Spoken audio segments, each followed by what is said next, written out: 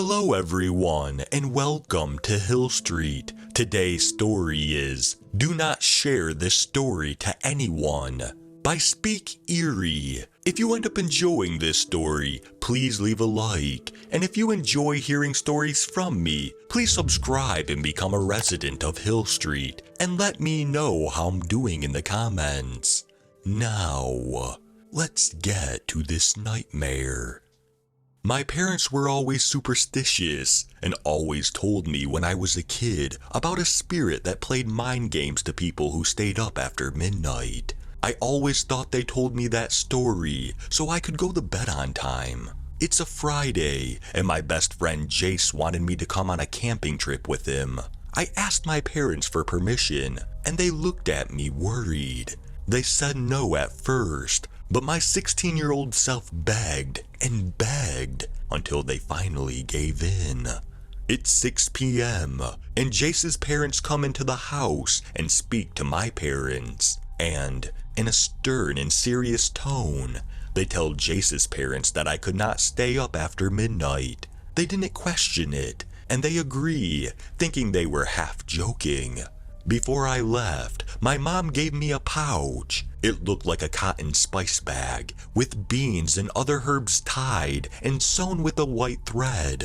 Keep this on you at all times. It was supposed to be one of those protective pouches that wards off evil, or something like that.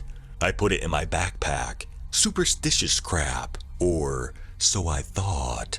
The first night we didn't do much, except had a campfire and rested to prepare for the next day. We had a blast and decided to stay overnight. Jace's dad parked the RV in the regular camping spot. My friend Jace wanted to hear scary stories, and I laughed.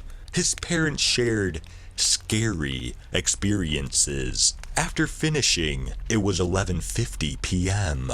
Then Jace's parents asked why I needed to be sleeping by midnight. I didn't know. I told them probably so I don't feel tired when I wake up. Makes sense. It's smart to be in a sleeping schedule so you're not tired at school.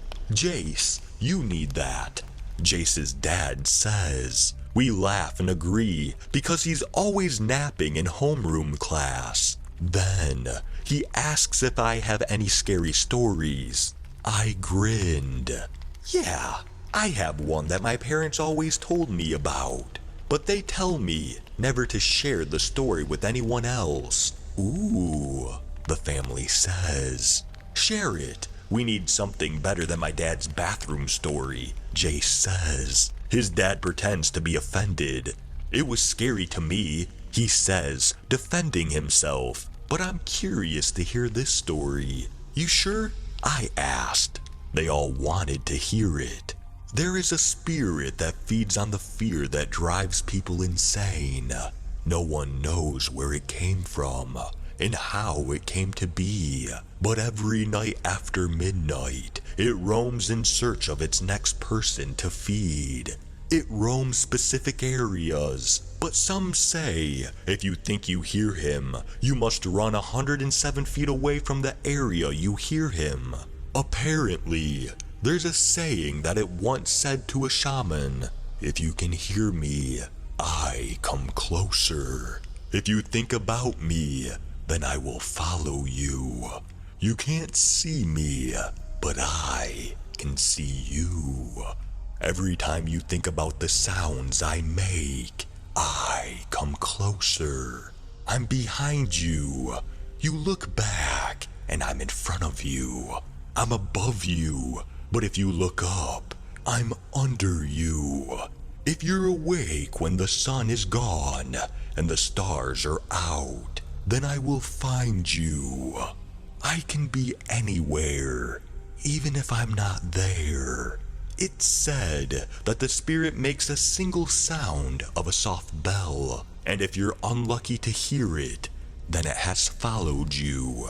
And then the mind tricks begin. And then we hear a bell sound. We all got up and freaked out until we saw a ranger passing by.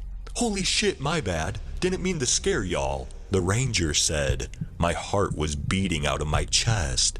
No, you're fine. Jesus, that story gave me chills. The mom says, yeah, I was listening to it as I was patrolling this camping ground. Scary frickin' story. It was 12:05 a.m., and we decided to go into the RV to rest. We put out the campfire and put our stuff away. I was wondering if that ranger made that bell sound. Maybe it was his keys. I don't know. I put my backpack next to me as I was getting ready for bed. I fell asleep, but I woke up again and see the dad covering the windows. He finishes and I go back to bed again. But as soon as I close my eyes, I could have sworn I saw a dark figure in front of the RV. Morning came, and I wake up to see that we're already driving. I check the time and it's 6 a.m. I thought we were leaving at 11 a.m. I look at the mom, and she laughs. That story got us spooked. He didn't want to say. I felt so bad. I'm sorry, it's my fault. No, you warned us, but it's okay. It's supposed to rain later anyways. The dad drops me home and thanks me for the scary story. I laugh and I thank him for the trip. Since it's Sunday morning, I just decide to chill. My parents ask about the trip and I say it was fun. And then they ask about the pouch. I take it out of my backpack and show them it. They looked relieved. Ken, I ask why you gave this to me. I asked. Well, it's for protection, Dad says. I know, but from who or what? Just in general, nothing from with that. My mom says as she was preparing dinner. True, maybe it worked yesterday. I shared the story last night, and I thought I saw something, but we were fine when we woke up. My mom drops a plate and my dad looks at me. Did you have that on you when you shared it? He asked. What? I asked, confused. Did you? No, it was in my backpack in the RV. I was scared and confused, just looking at my parents' reactions. They asked me where and when I shared the story. I told them the truth, except lied about the time, 10:30 p.m. That area is cursed now. They gave me a full explanation. If you tell the story without a protective talisman or pouch on you, then you curse the area within 107 feet. When they told me that story, they had 2 of them, and the house surrounded by sage and dried beans. Apparently it works as a protective barrier.